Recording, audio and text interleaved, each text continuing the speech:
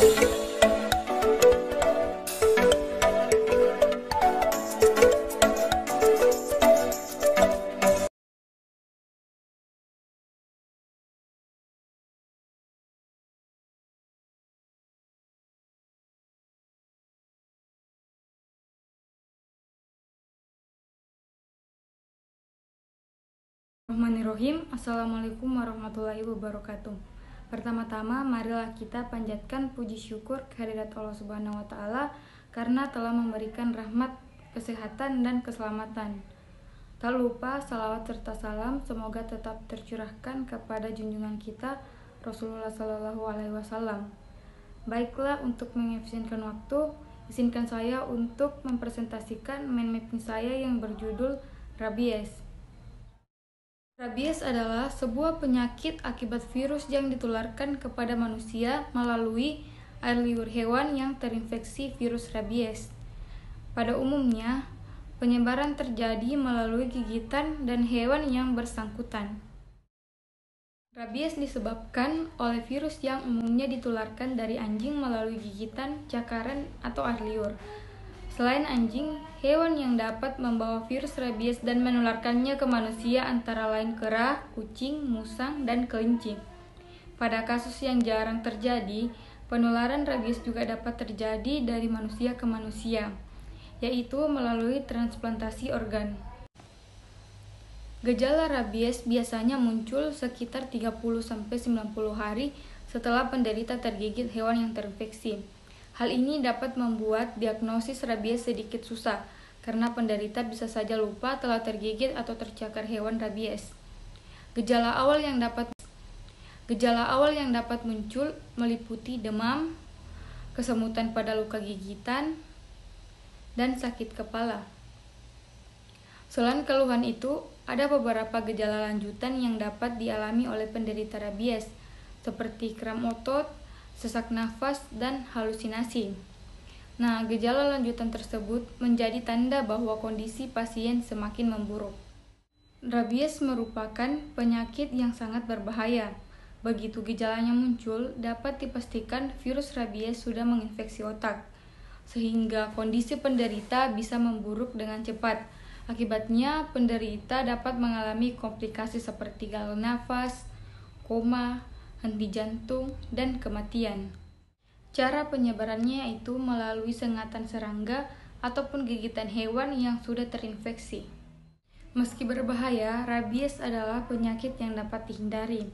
Caranya adalah dengan melakukan sejumlah upaya seperti berikut, yaitu melakukan vaksinasi pada hewan peliharaan seperti anjing atau kucing, menjaga hewan peliharaan tetap di dalam kandang dan mengawasinya bila sedang di luar kandang, menutup lubang atau celah rumah yang bisa menjadi sarang hewan liar, menghindari kontak dengan hewan liar atau hewan yang menunjukkan gejala rabies, dan terakhir itu melapor ke lembaga pengendalian hewan,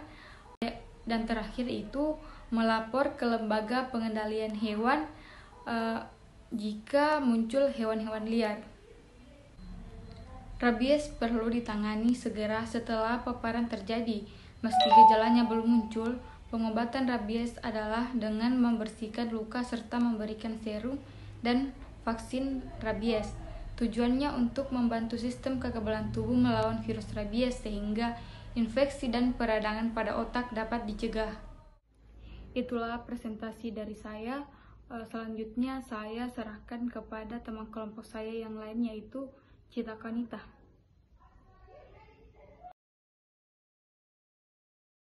Baik, sebelumnya saya ucapkan terima kasih atas kesempatannya. Selanjutnya saya akan melanjutkan presentasi hari ini, yang dimana saya memilih untuk mengambil sebuah penyakit yang bernama konjungtivitis. Nah, jadi sebenarnya apa sih yang dimaksud dengan konjungtivitis ini?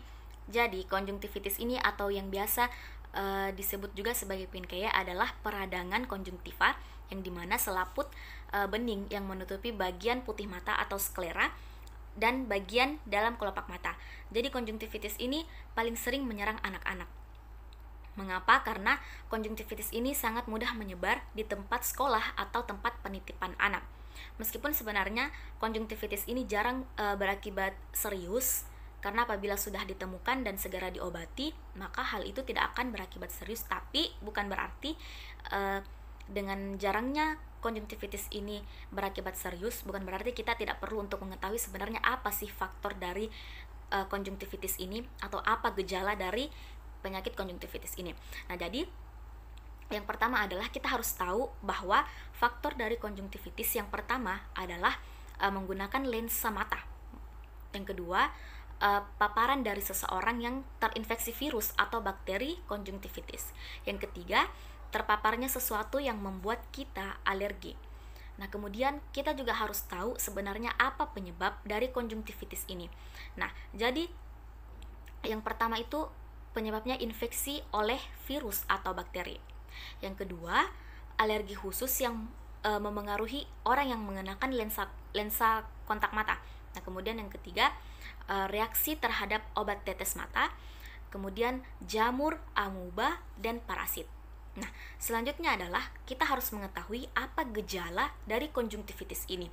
Nah, jadi sebenarnya gejala dari konjungtivitis ini itu memiliki beragam gejala tergantung dengan jenis dan penyebabnya. Namun, apabila secara umum gejala-gejala konjungtivitis yaitu yang pertama, mata merah di satu atau kedua mata. Kemudian yang kedua, mata juga sering terasa gatal dan seperti ada pasir. Kemudian mata juga dapat mengeluarkan cairan kental yang membentuk kerak pada malam hari, sehingga itu dapat menyulitkan kita membuka mata di pagi harinya. Nah, kemudian dapat juga ditemukan pembesaran kelenjar getah bening. Nah, untuk itu, karena kita sudah mengetahui apa sebenarnya gejala, apa sebenarnya faktor risiko dan penyebab dari konjungtivitis ini, selanjutnya kita harus mengetahui bagaimana sebenarnya pencegahan dari konjungtivitis ini. Nah, jadi pencegahan dari konjungtivitis ini yang pertama adalah kita harus selalu menjaga kebersihan tangan dan tidak menyentuh mata kita pada saat tangan kita kotor. Kemudian yang kedua, kita harus menggunakan handuk bersih setiap harinya tentunya. Kemudian jangan berbagi handuk dengan orang lain, dan kita juga harus sering untuk mengganti sarung bantal. Kemudian membatasi kosmetik mata seperti maskara, dan kita juga jangan berbagi kosmetik mata atau barang perawatan mata pribadi. Baiklah, mungkin itu saja yang dapat saya sampaikan pada kesempatan hari ini. Selanjutnya akan dilanjutkan oleh teman kelompok saya. Terima kasih. Baik, bismillahirrahmanirrahim. Saya Primitasari Hardianti. Saya akan melanjutkan penjelasan mengenai penyakit menular. Penyakit menular yang saya angkat yaitu tuberkulosis atau TBC. Nah, baik, yang pertama yaitu apa sih pengertian dari TBC? Nah, baik, TBC merupakan suatu penyakit radang parenkim paru karena infeksi bakteri Mycobacterium tuberculosis dan juga Mycobacterium bovis.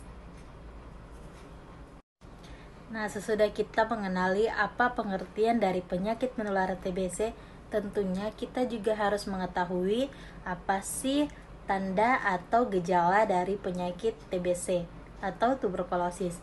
Nah, tanda atau gejala dari penyakit TBC ada beberapa, di antaranya yaitu 1, demam, yang kedua yaitu batuk, ketiga nyeri dada, yang keempat sesak nafas, dan yang selanjutnya yaitu apa sih faktor resiko dari penyakit menular yaitu tuberkulosis. Nah, faktor resiko dari tuberkulosis terbagi menjadi 3. Yang pertama, faktor agen infeksi. Yang kedua, faktor host. Yang ketiga, faktor lingkungan. Nah, faktor host ini terbagi menjadi 4. Yang pertama yaitu umur. Yang kedua, riwayat kontak. Yang ketiga, status gizi. Dan keempat, status imunisasi. Sedangkan faktor lingkungan terbagi menjadi 2, yaitu lingkungan dan rumah. Dan yang kedua adalah lingkungan dan rumah sakit. Nah, faktor lingkungan yang pertama yaitu lingkungan dan rumah. Terdiri dari beberapa. Yang pertama, 1, bahan bangunan bebas dari zat yang membahayakan. Yang kedua, kesehatan rumah memenuhi persyaratan fisik dan biologis. Yang ketiga, pencahayaan minimal 20% luas jendela dan seluruh luas rumah. Yang keempat, kualitas udara yang baik. Yang kelima, standar luas ventilasi minimal 10% dari luas lantai. Yang keenam, tersedianya air yang bersih. Yang ketujuh, pengelolaan limbah cair. Yang kedelapan, kepadatan hunian rumah terpenuhi dengan syarat. Yang kesembilan, kebersihan makanan. Nah, adapun faktor yang kedua yaitu faktor lingkungan dan rumah sakit terbagi menjadi 4. Yang pertama, kelembapan ruang tidak optimal. Yang kedua, luas ventilasi tidak memenuhi syarat. Yang ketiga adalah kepadatan hunian rumah. Dan yang terakhir, nah selanjutnya yaitu kita harus mengetahui bagaimana cara pencegahan penyakit menular ini. Cara pencegahan penyakit menular tuberkulosis banyak. Jadi antaranya adalah yang pertama, tutup mulut saat bersin, batuk, dan tertawa, atau lebih baik mengenakan masker apabila kita sedang sakit. Yang kedua, tidak membuang dahak atau meludah di sembarangan tempat. Yang ketiga, pastikan rumah memiliki sirkulasi udara yang baik, misalnya dengan sering membuka pintu dan jendela agar udara segar serta sinar matahari dapat masuk. Dan jangan tidur sekamar dengan orang lain sampai dokter menyatakan TBC yang Anda derita tidak lagi menular. Nah, baik, setelah kita mengetahui pengertian, tanda dan gejala faktor resiko serta cara pencegahannya, perlu kita ketahui bagaimana cara penyakit ini menular. Nah, cara penularan dari penyakit tuberkulosis yaitu yang pertama, penularannya melalui pernapasan. Berdekatan dengan penderita TBC dapat memungkinkan kita untuk tertular. Yang kedua yaitu ketika penderita TBC batuk pun bisa jadi merupakan sarana penularan TBC. Dan yang ketiga, selain itu yang sudah saya sebutkan tadi, penggunaan barang pribadi secara bergantian dengan penderita TBC aktif seperti gelas dan sendok dan garpu pun dapat menjadi jembatan penularan penyakit menular TBC. Nah, selanjutnya yang terakhir yaitu apa sih penyebab dari penyakit TBC ini agar kita bisa terhindar.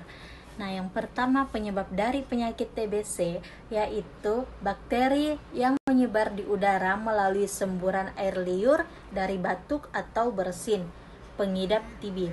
Nama bakteri TB adalah Mycobacterium tuberculosis. Dan yang kedua adalah pecandu narkoba, yang ketiga para perokok, dan para petugas medis yang sering berhubungan langsung dengan pengidap TBC ini. Nah, baik, itulah tadi video dari kelompok kami, kelompok 6, yaitu video dari Nurul Astria, Cita Konita, dan saya sendiri Primitasari Hardianti. Kurang dan lebihnya mohon dimaafkan. Wabillahi taufiq wal hidayah. Wassalamualaikum warahmatullahi wabarakatuh.